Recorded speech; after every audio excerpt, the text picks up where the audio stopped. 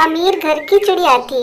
भगवान ने उसे सब कुछ दिया था, पैसा, खूबसूरती, इसलिए वह अपने आप को बहुत सुंदर समझती थी। उसे गरीबी का कोई एहसास नहीं था।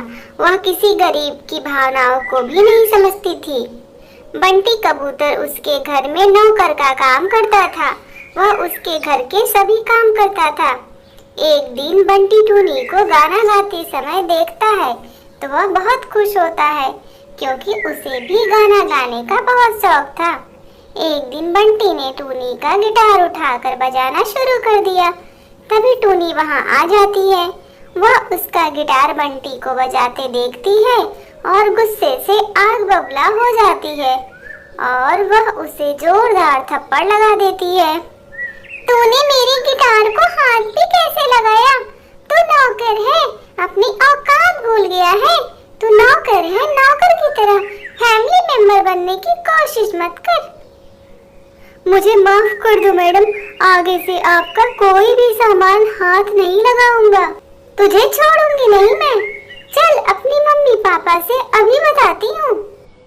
देखिए आप लोग, आज इसने क्या किया।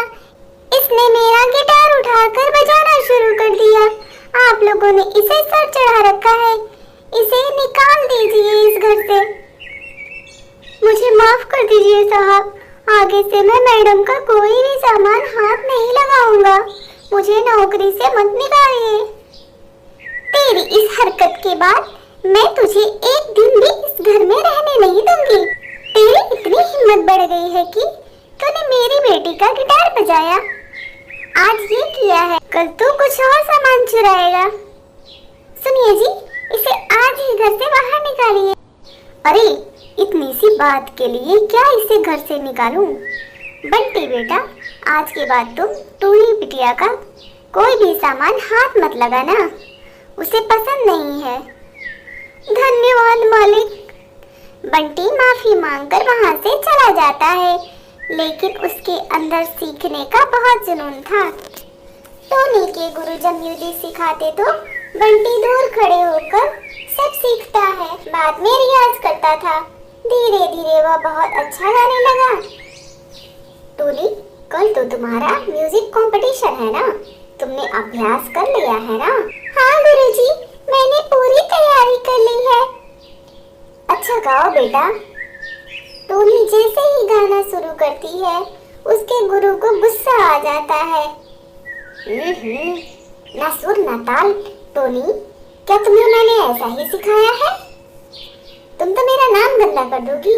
गुरुजी गुस्से में वहां से चले जाते हैं। बाहर जाते हैं तो बंटी बगीचे में काम करते हुए गाना गा रहा था। गुरुजी उसके पास जाते हैं और बोलते हैं, बेटा तुम तो बहुत अच्छा गाती हो, तुमने कहाँ से सीखा है?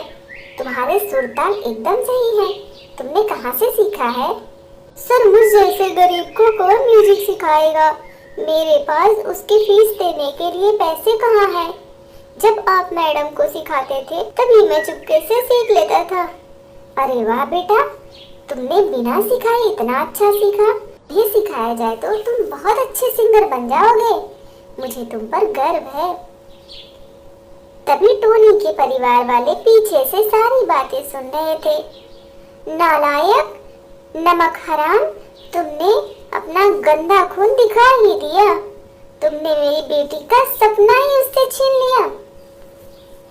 माँ, मैंने पहले ही कहा था, आप लोग इसे घर से निकाल दीजिए।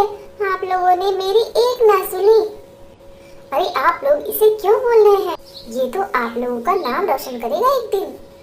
ये क्या नाम रोशन करेगा गुरुजी? आपको तो टैलेंट की पहचान ही नहीं है। इस 2 कौड़ी के नौकर को आप अच्छा सिंगर बता रहे हैं। तू यहाँ खड़े खड़े क्या मुंह देख रहा है? निकल जा मेरे घर से। अरे मैडम, मुझे नौकरी से मत निकालो। क्यों ना निकालूं? पहले तू नौकर था, पर अब तो वो भी नहीं रहा। हमारा तुझसे कोई वास्ता नहीं है। टूनी की माँ उसे घर से बाहर निकाल देती है। बेटा तू मेरे साथ चल। लेकिन कहाँ सर? अरे बेटा, मैंने कहा ना तू चल मेरे साथ। बंटी गुरुजी के साथ चला जाता है। कुछ दिनों बाद टोनी टीवी पर सिंगिंग शो देख रही थी। टीवी पर बंटी को गाते देख हैरान थी। ये फटीचा इतना बड़ा आदमी बन गया। ये सब उस गुरुजी की वजह से हुआ। उन्होंने मेरी जगह इसको चांस दिया। मैं इससे बहुत नफरत करती हूँ। ऐसे ही समय बीतता गया। टोनी के पापा का काम दिन प्रतिदिन खराब होता गया। हालात यहाँ तक आ गए कि उन्हें अपना घर बेचना पड़ा। वह सड़कों पर दर दर की ठोकरें खाने लगे।